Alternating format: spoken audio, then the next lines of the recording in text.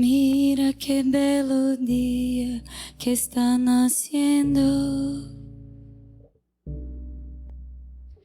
Mira qué bello día que está naciendo. Bueno, este cambio ha sido producido en... Uno puede decir que hay dos fenómenos que ha producido este cambio. Que es técnicamente, desde un punto de vista jurídico, el divorcio de paternidad, de genealogía y familia.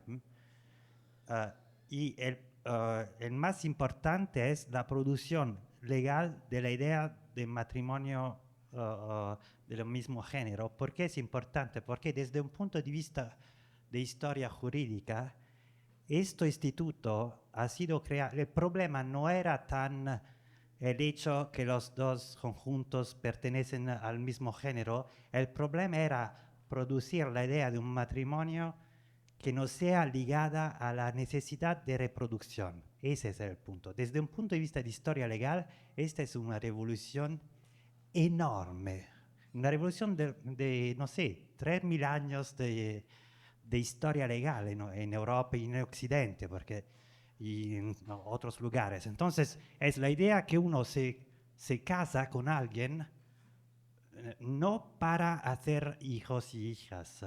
¿Y por qué es tan importante? Es importante porque, por ejemplo, una consecuencia inmediata de esta idea, de esta nueva idea que uno se casa solamente para compartir un proyecto de felicidad, sería y es ahora que el hecho te puedes casar con más que una persona. El número dúo viene algo de arbitrario, porque si no es para hacer hijos, ¿por qué dos y no tres y no cuatro? Podemos casarnos todos ahora, la próxima hora, y, y devenir una familia. ¿Y por qué es importante? Porque desde un punto de vista económico esto podría tener consecuencias muy grandes. ¿Por qué? Porque si nosotros nos casamos, ya hay una evolución en esta dirección. Eh, si nosotros nos casamos ahora, el problema es el sobrenombre. No puede ser más un sobrenombre genealógico. No se puede ser que tu sobrenombre diga solamente tu padre o tu madre. No, porque tenemos demasiado madres y padres. El sobrenombre no es más un índice genealógico, tiene que ser solamente la expresión del hecho que nosotros compartimos nuestro proyecto de felicidad. Entonces puede ser un sobrenombre totalmente estúpido, como no sé, nosotros vamos a ser la familia Coca-Cola, una familia Guaraná. ¿Y por qué es importante? Porque si es así, por ejemplo, la ley de la herencia tiene que mudar totalmente. Porque la herencia es ligada al sistema patriarcal en el sentido técnico, en el sentido que es el padre o la madre, poco importa, pero que es la genealogía que produce la transmisión temporal de los bienes. Si la familia no es más ligada con la genealogía, entonces la transmisión de los capitales en una sociedad tiene que ser modificada. Y otro fenómeno que ha producido este divorcio, que ha sido percibido también desde un punto de vista mitológico, como en estas series, es el hecho que con el divorcio, la genealogía también, el hecho de ser hijo e hija, no es tan ligado con una familia, porque hoy en día muchos hijos, muchas hijas pertenecen a dos o tres familias en un sentido, porque y en el momento en el cual el derecho empezará, por ejemplo, a reconocer los derechos de los, no sé cómo se dice en español, stepfather and stepmother, que madrastro, madrastra. En este momento también que va a pasarse porque es una necesidad humana, política, social. Pero ¿qué se pasa? Que en el momento en el cual habrá como una identidad de una igualdad de derechos de padres, madres, madrastros y padrastros, en este momento un hijo, una hija podrá tomar herencia de 4 personas. Entonces, también en este punto las leyes de la herencia tendrán que mudar. Esto solamente para decir lo que se puede producir en esta mudanza social, que es importante porque lo que estamos viviendo ahora es la transformación de lo que Lévi-Strauss llamaba las estructuras elementares del parentesco. Es enorme. Y es enorme, pero es muy, ¿cómo se puede decir? Nosotros tenemos que producir una nueva imaginación.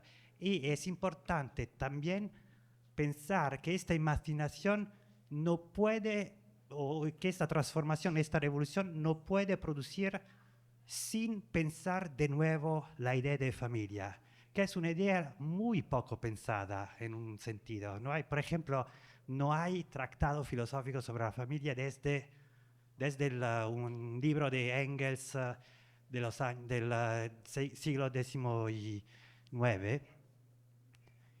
Y con la idea que la familia es solamente esta producción de una forma de sociabilidad fuerte, que no es más ni pública ni privada, que es algo distinto, y que tiene que ser también una nueva forma de economía, porque una cosa que hemos totalmente olvidado, que en la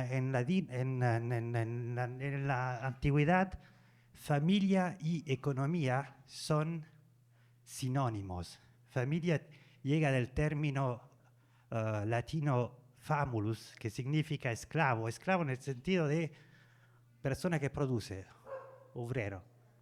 Entonces, pensar de nuevo la familia significa pensar de nuevo toda la economía, y que es la economía no es simplemente, no es necesariamente la idea actual de producir dinero. La economía es en el origen la idea de cómo se produce valor y riqueza que puede compartirse. Ese es el problema. Y en todo el mundo en este momento el problema es menos el capitalismo, el sistema neoliberal. El problema es que no tenemos modelos para pensar una nueva producción de riqueza. ¿Cómo se puede producir riqueza compartiéndola? Ese es un enigma muy importante que tenemos, y la generación más joven tendrá que pensar esto.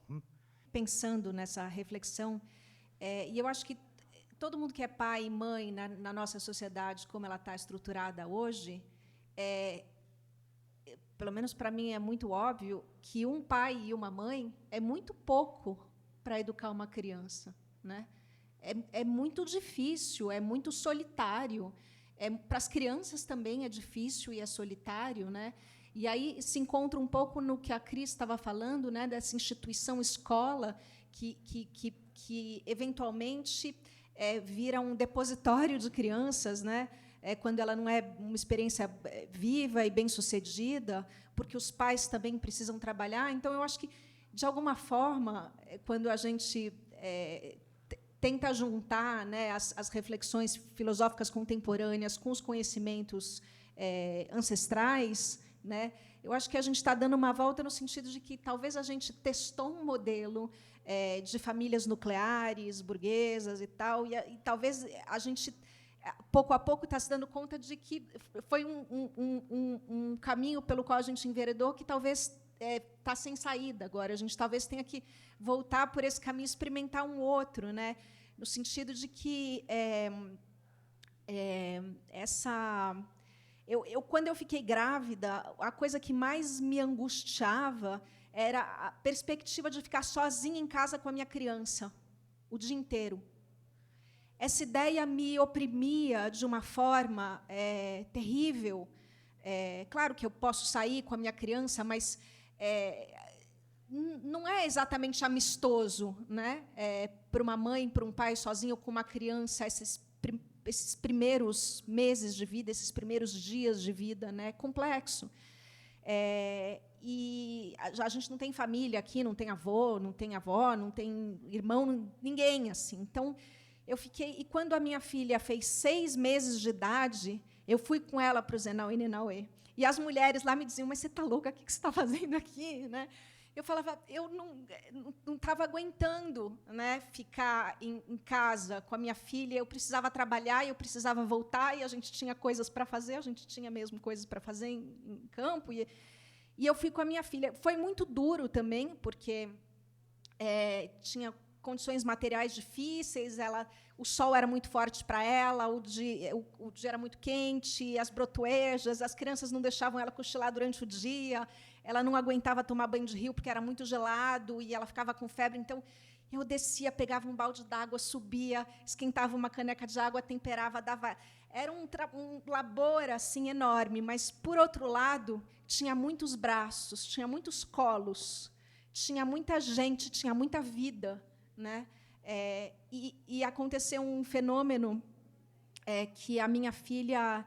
Eu estava muito cansada, eu tinha, de fato, pouco leite, já era o final, né, ela já estaria quase pronta para começar a comer. E uma das indígenas um dia olhou para mim e falou, a sua filha está com sede. E eu, não, tudo bem, depois eu vou descer, eu vou amamentar ela e tal. E tinha um caminho enorme para descer debaixo do sol, e ela ficou olhando para mim e falou assim, a sua filha está com sede. Aí eu entendi o que ela estava me dizendo, e aí eu entreguei a minha filha para ela, e ela começou a amamentar a minha filha. E a minha filha, que está por aqui, a mais velha, mamou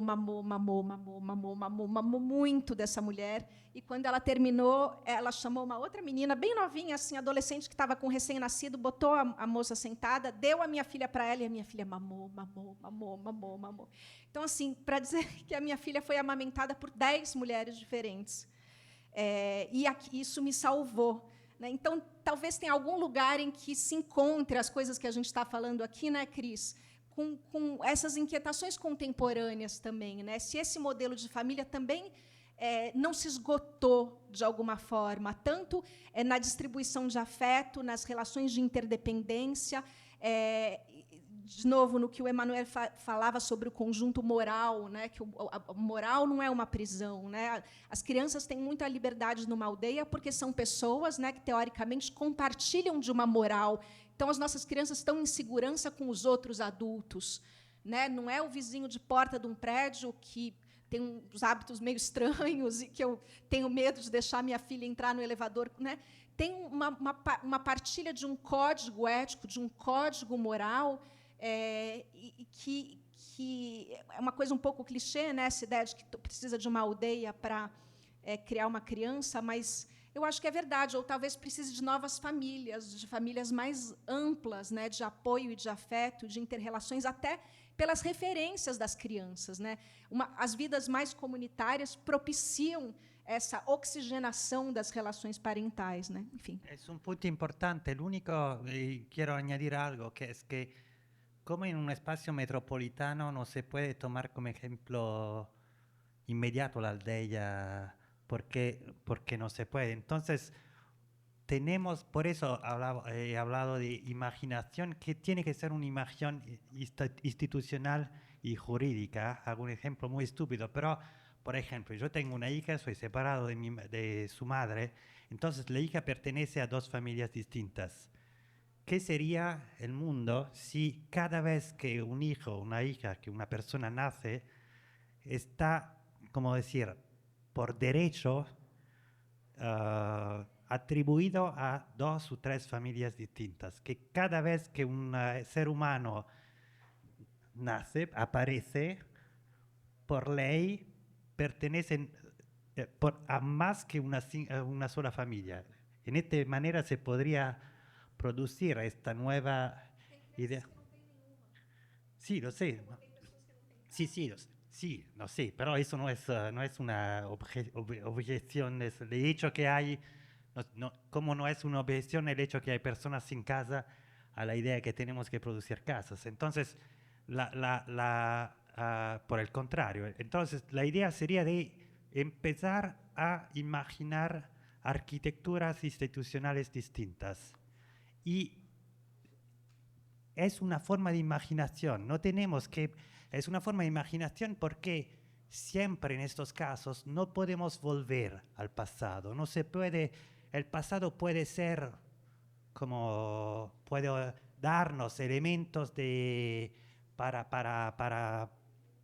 cocinar, pero tenemos que producir algo de nuevo, algo de inédito. Entonces, por eso, tenemos que imaginar algo que nadie hasta ahora ha vivido. Y es increíble, es muy interesante. Entonces, es un momento de cambio profundo.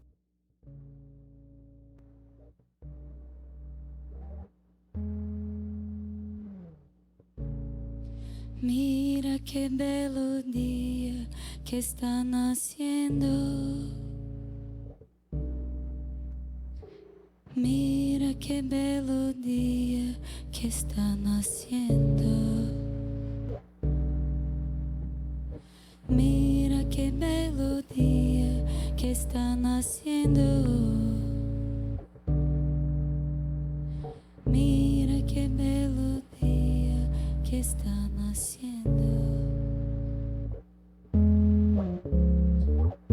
Nem todos os dias são belos, não. Nem todos os dias são belos. Nem todos os dias são belos, não. Nem todos os dias são belos. Por isso, mira que belo dia que está nascendo. Mira que belo dia que está nascendo. Mira que belo dia que está nascendo.